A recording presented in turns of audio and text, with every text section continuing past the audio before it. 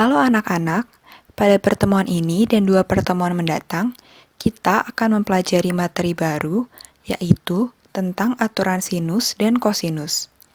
Sebelum mempelajari materi sinus di pertemuan kali ini, mari kita bersama-sama mengetahui tujuan pembelajaran dan manfaat pembelajaran pada pertemuan kali ini. Dalam pertemuan kali ini, terdapat 3 tujuan pembelajaran. Yang pertama, menyelesaikan pembuktian dari aturan sinus menggunakan bantuan garis tinggi pada segitiga sembarang dengan tepat. Yang kedua, menentukan panjang salah satu sisi dari sebuah segitiga menggunakan aturan sinus dengan tepat. Yang terakhir, menentukan besar salah satu sudut dari sebuah segitiga menggunakan aturan sinus dengan tepat. Nantinya, kalian diharapkan dapat mencapai ketiga tujuan pembelajaran tersebut.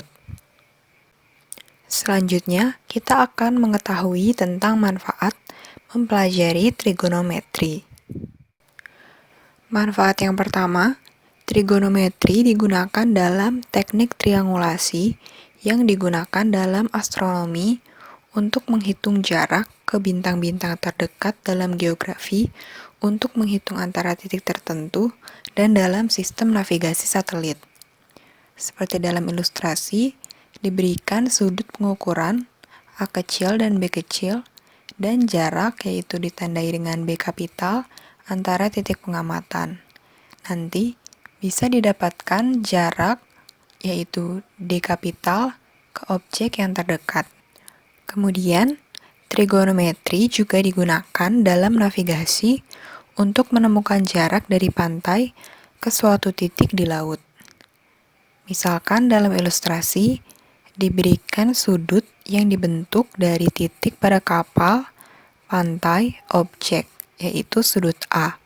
Diberikan pula sudut B, yaitu sudut yang dibentuk antara titik pada pantai, objek dengan kapal. Dan yang terakhir, diberikan pula jarak antara pantai dengan kapal laut. Nanti akan didapatkan jarak antara pantai dengan objek di dasar laut. Apakah kalian tahu bahwa trigonometri memiliki kaitan dengan pesawat? Ada yang sudah tahu, mungkin masih ada juga yang belum ya. Nah, sebenarnya salah satu contoh penggunaan trigonometri dalam kehidupan sehari-hari dapat digunakan pilot untuk menghitung jarak atau sudut pesawat ketika lepas landas maupun mendarat loh. Yuk kita lihat ilustrasi berikut. Seorang pilot menghubungi pemandu lalu lintas udara atau yang biasa disebut sebagai Air Traffic Controller ketika ingin mendarat. Dengan ketinggian H dan jarak S dari landasan, pilot ingin mengetahui berapa besar sudut pendaratan yang aman. Nantinya, dengan menggunakan trigonometri, khususnya aturan sinus, kita dapat sama-sama mengetahui seberapa besar sudut pendaratan yang aman bagi pilot, sehingga pesawat dapat mendarat dengan selamat. Setelah menyimak tujuan dan manfaat pembelajaran, mari kita sama-sama mengingat materi sebelumnya yang masih berkaitan dengan trigonometri. Apakah ada yang masih ingat? Sebelumnya, kita sudah pernah mempelajari materi perbandingan trigonometri dan teorema Pitagoras. Nah, dalam materi perbandingan trigonometri, kita mempelajari cara mengetahui panjang sisi atau besar sudut pada segitiga siku-siku menggunakan panjang sisi atau besar sudut yang diketahui. Sedangkan, dalam materi teorema Pitagoras, kita mempelajari cara menghitung panjang suatu sisi dari segitiga siku-siku jika diketahui panjang dua sisi lainnya. Sayangnya, perhitungan besar sudut maupun panjang sisi dengan menggunakan perbandingan trigonometri dan teorema Pitagoras hanya berlaku untuk segitiga siku-siku saja. Lalu, bagaimana dengan segitiga sembarang? Nah, jawabannya akan kita temukan bersama-sama sambil mempelajari materi aturan sinus dan kosinus ini. Pada pertemuan ini, kalian akan melakukan langkah-langkah pembelajaran sebagai berikut. Yang pertama, menyimak manfaat dan tujuan pembelajaran seperti yang sudah kita lakukan tadi. Kita juga sudah mengingat kembali materi prasyarat. Selanjutnya, kita akan mengerjakan LKPD.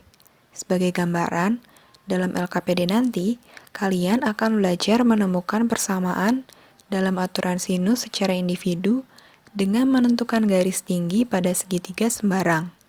Lalu, kalian akan diminta menuliskan perbandingan-perbandingan yang kalian temukan, lalu menarik kesimpulan. Setelah itu, kalian akan berdiskusi dalam grup WhatsApp. Nantinya kalian bisa menanyakan apa yang masih kurang jelas atau belum dipahami berkaitan dengan LKPD yang akan kalian kerjakan.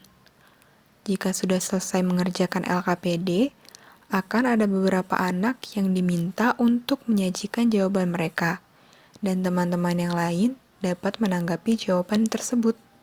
Lalu pada bagian akhir kegiatan inti nanti, kalian akan mengerjakan latihan soal secara mandiri di Quizizz. Kalau begitu, silahkan kalian mulai mengerjakan LKPD yang sudah saya unggah di Google Classroom. Setelah itu, kalian dapat melakukan kegiatan diskusi dalam grup WhatsApp. Oh ya, setelah ini, kalian dapat menyimak contoh pembahasan soal sebelum mengerjakan latihan soal di Quizizz. Untuk contoh soal, kalian dapat menyimak penjelasan berikut. Diberikan sebuah segitiga sembarang ABC seperti pada gambar. Kemudian, kita diminta untuk menentukan panjang sisi BC. Sebelumnya, kita tulis terlebih dahulu apa yang diketahui dari soal. Yang diketahui, panjang AC yaitu 12 cm, kemudian besar sudut A yaitu 60 derajat, dan besar sudut B yaitu 45 derajat. Ditanyakan, berapa panjang BC? Mari kita bahas bersama. Pada segitiga, berlaku aturan sinus sebagai berikut. A per sin alfa sama dengan B per sin beta sama dengan C per sin gamma.